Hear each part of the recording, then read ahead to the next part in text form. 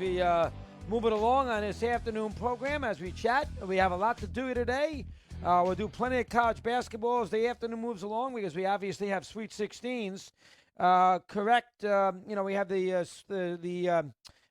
Sweet 16 Saturday. We have the Sweet 16 Sunday, Elite 8 Monday, Elite 8 Tuesday.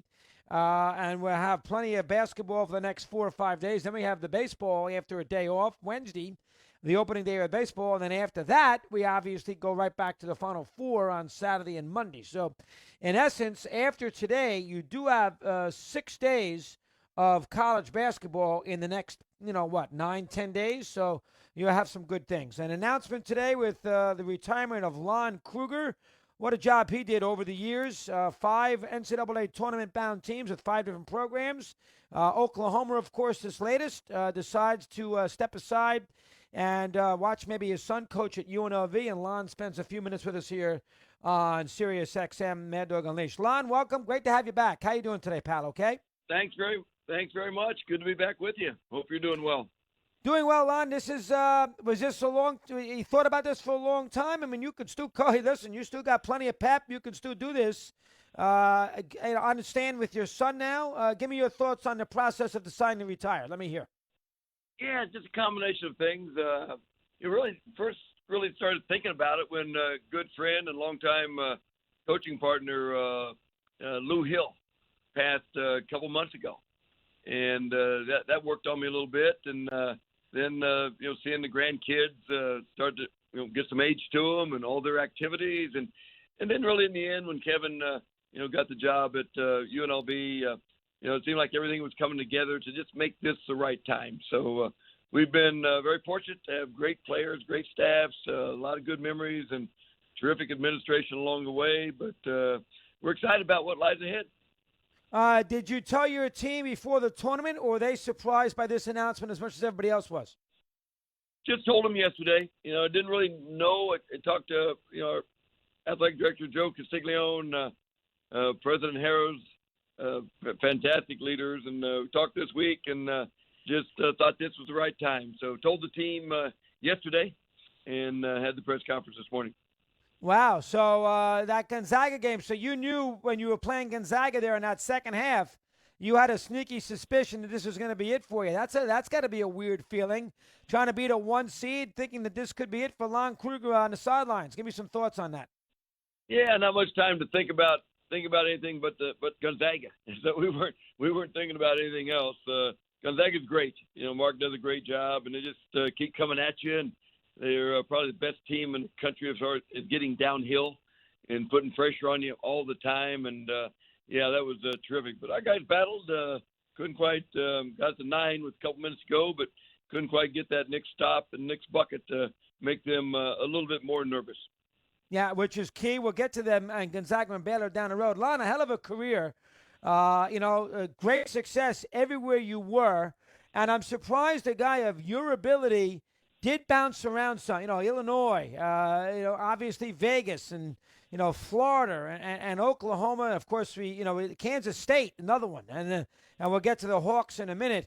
But a person of your pedigree, 5 spots. Now, that's great because you got the 5 tournaments, 2 Final Fours, but a coach of your caliber normally doesn't move around as much as you have moved around. Thoughts on that for a sec? Let me hear. Didn't ever plan on moving. It seemed like on each occasion it was a little bit of a different reason, but never planned on doing it that way. It worked out great because we met a lot of super people and have a lot of great relationships around the country.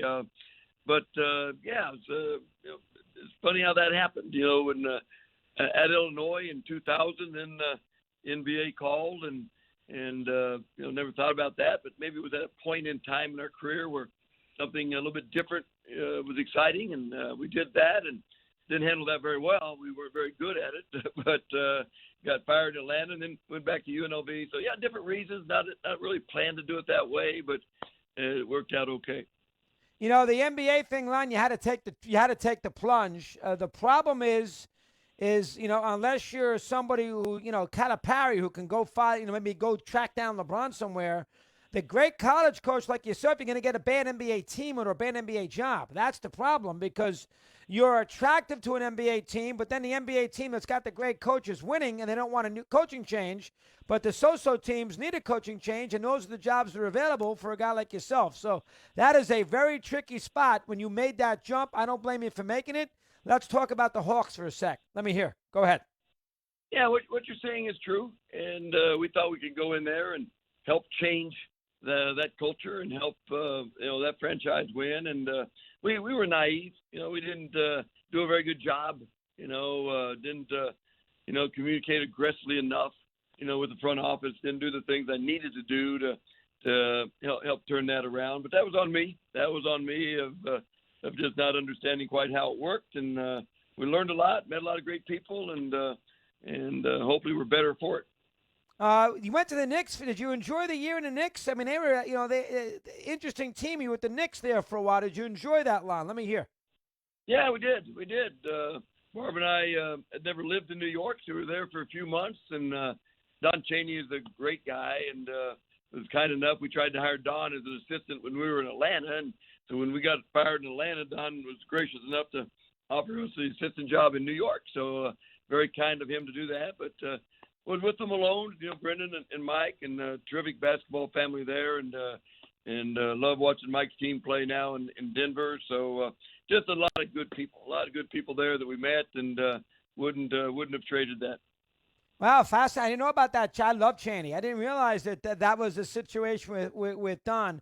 Did you feel like in your long career, Lon, I don't think you had a team. You tell me. Did you have a team in your long collegiate career here that was, the best team in the tournament that you should have won it all, and for whatever the reason you didn't? I always looked at it that you had good teams and you got the most out of them and took them as far as you could take them. Maybe I missed one. Is there a team that you thought was the best ball club you had and could have won it all under the right circumstances? Let me hear about that.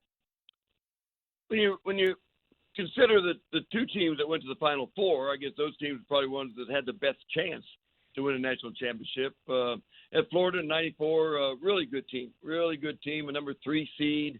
Did a great job all year. Lost in the last position to Duke in the first round of the Final Four. That team was probably the closest. And 16 here at Oklahoma, the Buddy Hield, Ryan Spangler, Isaiah Cousins group, got the Final Four, got whipped soundly by Villanova, a team that we'd beaten earlier in the year, and that team had a chance. So probably the two teams that went to the Final Four probably had the best opportunity, but for the most part, proud of the way our guys through the years have competed and represented and done a good job.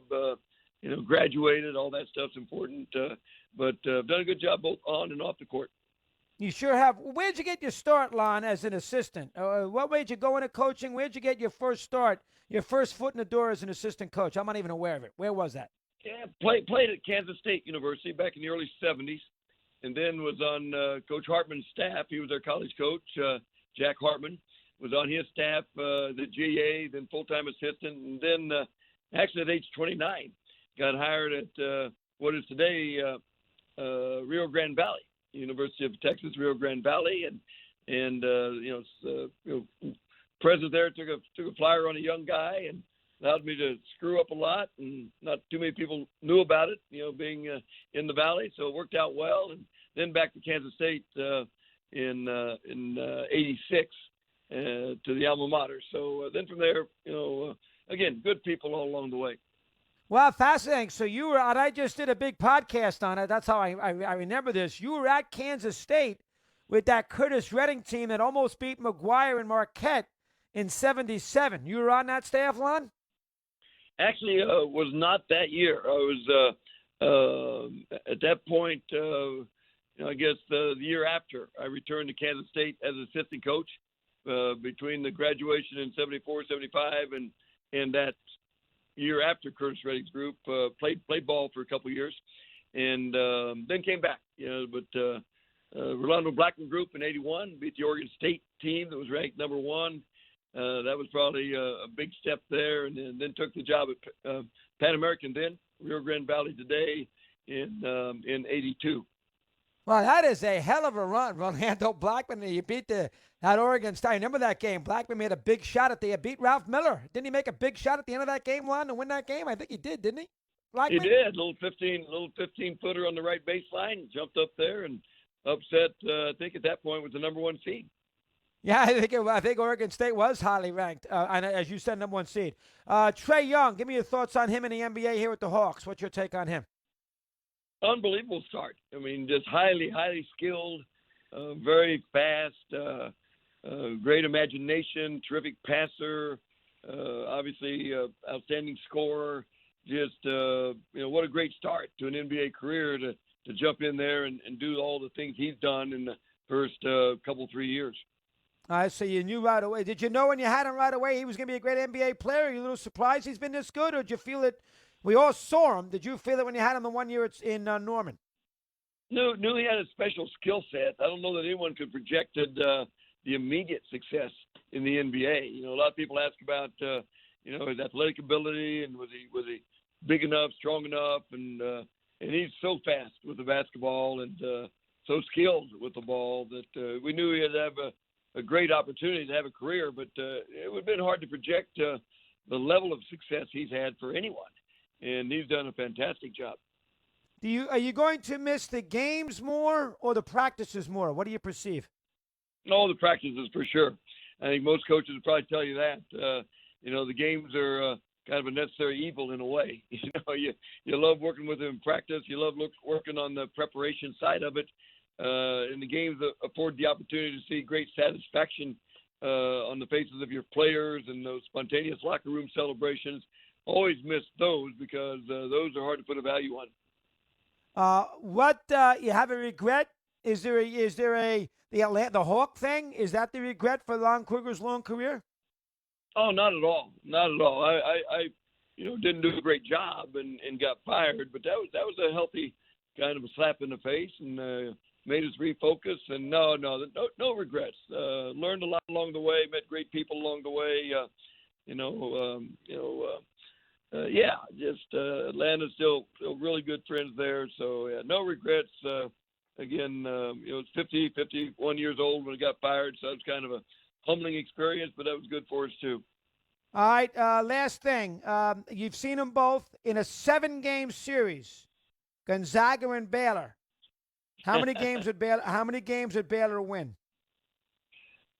I think it'd probably be 4-3 either way, and certainly being from the Big 12, great respect for Mark Few and Gonzaga program, but we'll be pulling for the Bears and Scott and these guys. They're good. They're good. Gonzaga is really good, but having played them both, I think I'm hopeful that that's what the matchup is based on, those two teams have separated themselves during the course of the year, but it'd be great, but we'll go with Baylor 4-3. So it's a pick'em. In your eyes, that's a pick'em game. Interesting. Wow. Really is. Yeah, it really is. It really is. I mean, both teams have such phenomenal, players and athletes, and both are extremely well coached and well prepared. So, I would hope that game would go right down to the wire. You're a credit to the sport for a long time, Lon. Congratulations. Enjoy retirement. Have fun. Appreciate a few minutes here today. Thanks very much. Take care. Lon Kruger says goodbye at Oklahoma. Nice spot. Good job by Eddie. 13 in front of the hour. We continue. We're on Mad Dog Unleashed.